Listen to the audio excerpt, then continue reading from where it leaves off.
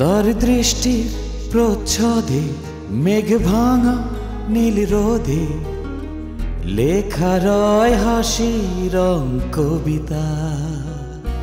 চেয়ে চেয়ে দেখি তাকে, সে হাসির ফাঁকে ফাঁকে আঁকা থাকে বেদনার ছবিটা। সে যেন হাওয়ায় ওড়া প্রজাপতি, একজন মায়াবতী মায়াবতী।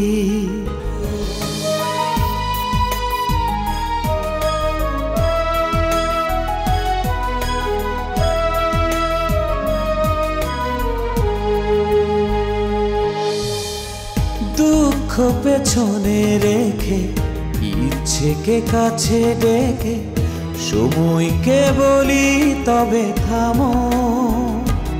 ও স্মৃতির চাদর পরে গল্পের শহরে তার পথে এক হতে নামো।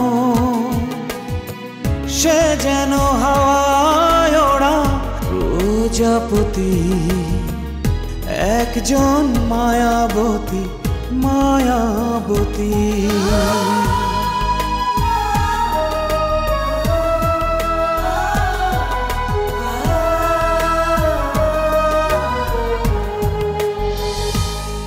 তুমি তো নিশ্চয়ই নাস্তা খাওয়ার জন্য আমাকে ডাকোনি। তুই বেশি বুঝিস।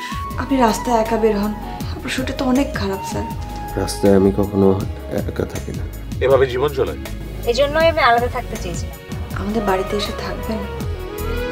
আমি আর কুদ্দুস মিলে এই ঘরের মাপজোক বের করলাম, আপনার কাছে রেখে দিন, কাজে লাগবে। বইয়ের দোকানে তো আর কেউ খাবার কিংবা জামা কাপড় কিনতে যায় না, তাই না? Good decision. এক ঢিলে 3 পাখি মারা বন্দোবস্ত দেখছি। আমি আপনাকে কিডনি দেব।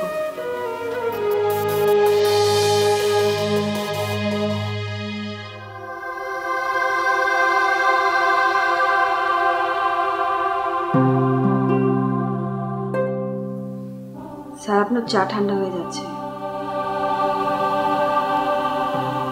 আমি তো চা চাইনি। তবুও এনেছি, নিজ হাতে বানিয়ে এনেছি।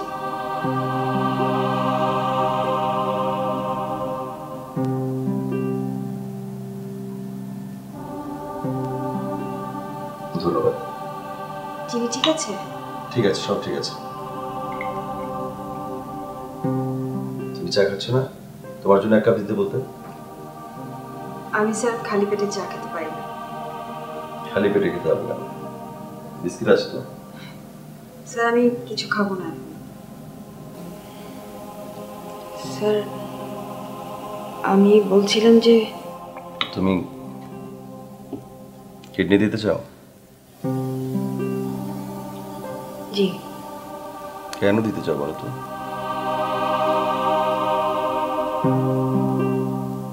দাঁড়িয়ে আছো কেন? বসো।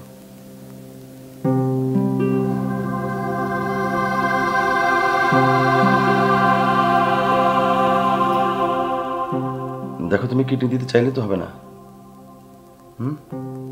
ক্রস ম্যাচিং এর ব্যাপার আছে, আর অনেক ব্যাপার আছে। ক্রস ম্যাচিং এর অসুবিধা হবে না স্যার। আমি হসপিটালে গিয়েছিলাম, আপনার ডাক্তারকে দিয়ে পরীক্ষা করিয়েছি। ডাক্তার কি বললেন? উনি বলেছেন সব ঠিক আছে, আমি কিডনি দিতে পারবো। আমি একবার তোমাকে কিছু সাহায্য করেছিলাম, তুমি কি তার প্রতিদান দিতে চাইছো আমাকে? না স্যার, সেরকম কিছু না।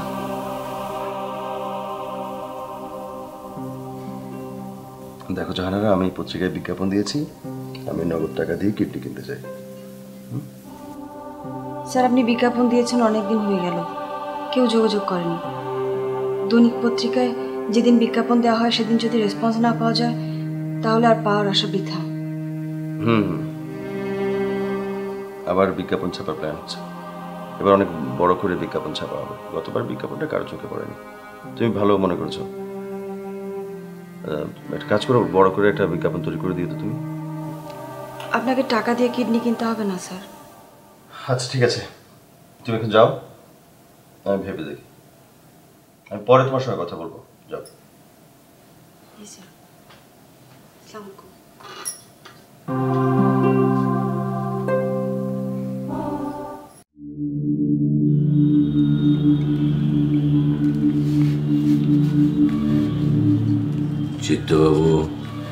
স্যার। মঞ্জুর কি অফিসে এসেছে? জি স্যার, এসছেন স্যার। ওকে এখনই কিছু বলার দরকার নেই। তো যদি বাইরে চলে যেতে নেয় তখন বলবেন একটু বসতে, আমি ওর সঙ্গে একটু কথা বলবো। ঠিক আছে স্যার। আমাদের ওই মেয়েটা জাহানারা, ও কি এসেছে? জি স্যার, এসেছেন। ও কোথায় বসেছে? ওর ডেস্কে নাকি মঞ্জুরের রুমে? জি না স্যার, ওর ডেস্কেই বসেছে। চিত্তবাবু স্যার, এই যে আমাদের লয়ার চৌধুরী সাহেব একটা কনফিডেন্সিয়াল প্যাকেট সিল করা দেওয়ার কথা আপনাকে দিয়েছে। জি দিয়েছে স্যার। এটাকে আপনি পড়েছেন? না স্যার, দেখিনি তো। বাহ বাহ, বেশ। তো কাউকে দিয়ে ওই খামটা একটু পাঠিয়ে দেবেন। ঠিক আছে স্যার।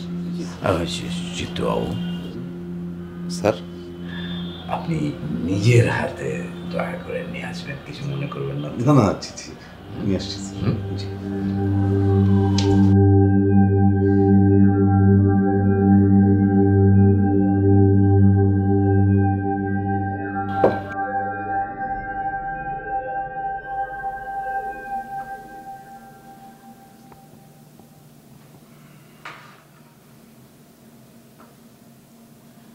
আসসালামু আলাইকুম স্যার।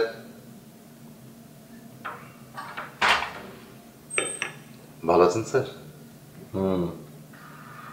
আপনি কেমন আছেন চিত্তবাবু? আমিও ভালো আছি। আপনার কিডনির ডোনার পাওয়া গেল? এখনো পাওয়া যায়নি। এখনো পাওয়া যায়নি? কি বলছে? না, এখনো পাওয়া যায়নি, আর পাওয়া যাবে বলেও মনে হচ্ছে না। কিন্তু কেন? দৈনিক পত্রিকায় বিজ্ঞপ্তি ছাপা হয়েছিল কয়েকদিন আগে, এখনো কেউ যোগাযোগ করেনি। তার মানে আশা নেই। কারণ দৈনিক পত্রিকা হচ্ছে প্রতিদিনের কাগজ, একদিন পরে সে কাগজ পুরনো হয়ে যায়। তাহলে তো বড় বিপদ হয়ে গেল। না, আমি কোনো বিপদ দেখছি না, কারণ আমিও অন্য অনেকের চাইতে সুবিধাজনক অবস্থায় আছি। কি রকম?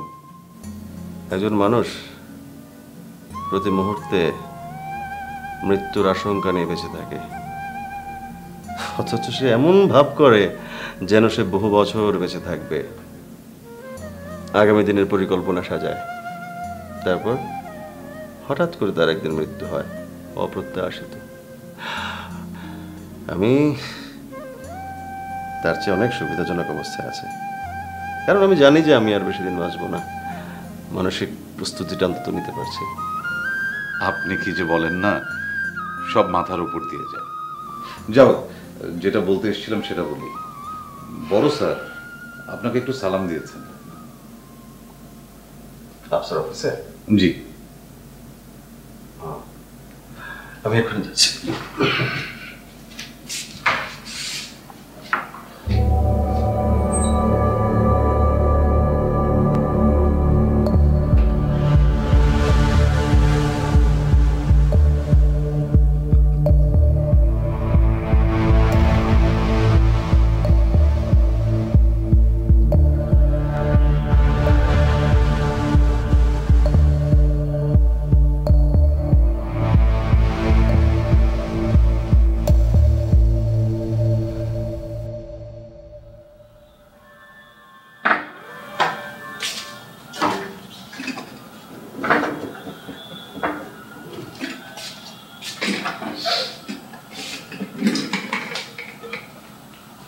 রে, কেমন আছিস?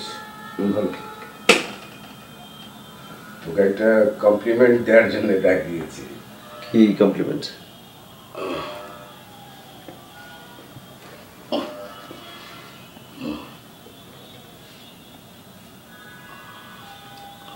পৃথিবী পৃথিবীতে নির্লোভ মানুষ আছে বলে আমার কোনো ধারণা ছিল না। তুই সেটা মিথ্যে প্রমাণ করেছিস যে আছে। তুই কি ছোটবেলা থেকে এমন ছিলি নাকি বড় হয়ে এমন হয়েছিস? না, ছোটবেলা থেকে না, আমি বড় হয়েছে। ছোটবেলায় তুই কেমন ছিলি? বিরাট চোর। ছোটবেলায় তুই চোর ছিলি? বিরাট চোর। কি চুরি করতি? খালার বিছানা নিচে থেকে ওই খুচরা পয়সা চুরি করতাম। কোনোদিন ধরা খাসনি? তুই তো পাক্কা চোর ছিলি তাহলে, হ্যাঁ? তো সেটা বন্ধ হলো কিভাবে? আমি যখন জানতে পারলাম যে খালা আমি যাতে চুরি করতে পারি সেই জন্য ওই তোষকের নিচে সবসময় খুচরা পয়সা রেখে দিতেন। আমি কখনো ওনার কাছ থেকে পয়সা নিতাম না, তো সেই জন্য। কখনোই নিতি না? হাজার সাদাসাতি করলেও নিতাম না। তোর খালাও তো তোর মতো ইন্টারেস্টিং ক্যারেক্টার। আমার খালা একজন চমৎকার মানুষ। তোর মতোই চমৎকার নাকি তোর চেয়েও বেশি? আমার চেয়ে বেশি।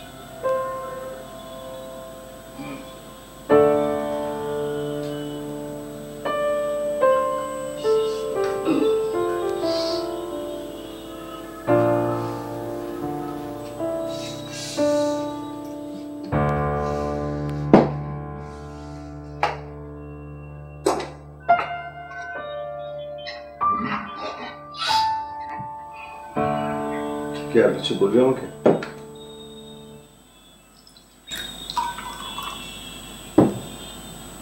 কেন? তোর কথা কি শেষ হয়েছে? কেন? আমি এখন কিছুক্ষণ ঘুমাবো। আমার ঘুমে চোখ জড়িয়ে আসছে। না, শেষ হয়নি। যদি সম্ভব হয় তাড়াতাড়ি বলে ফেল। আসল কথাটাই শুরু হয়নি। আসল এবং খুব ইম্পর্টেন্ট কথাটা শুরু করবো। তাড়াতাড়ি শেষ কর। এই ফার্মটা আমরা শূন্য থেকে শুরু করেছিলাম, মনে আছে?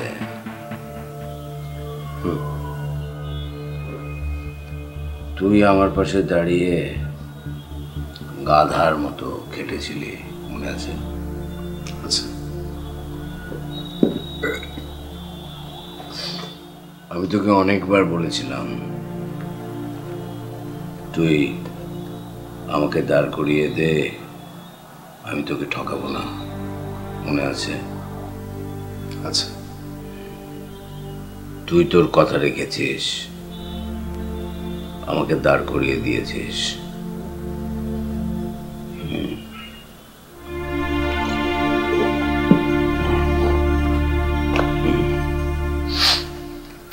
এবার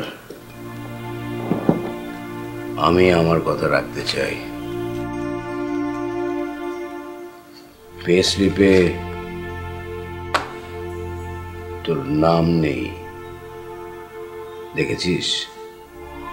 হ্যাঁ, দেখেছি। কেন নেই সে বিষয়ে তোর মনে কোনো প্রশ্ন আসেনি? আমি এ নিয়ে মাথা ঘামাইনি।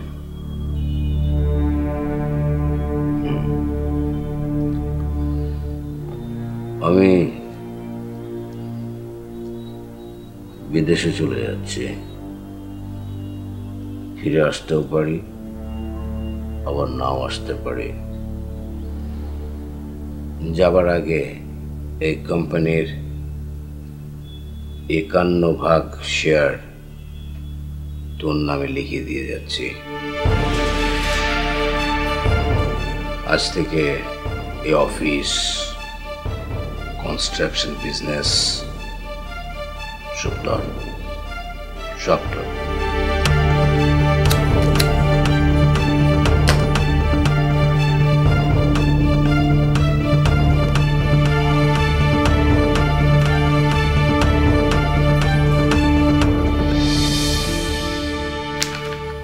এগুলো সব সিগনেচার করতে হবে।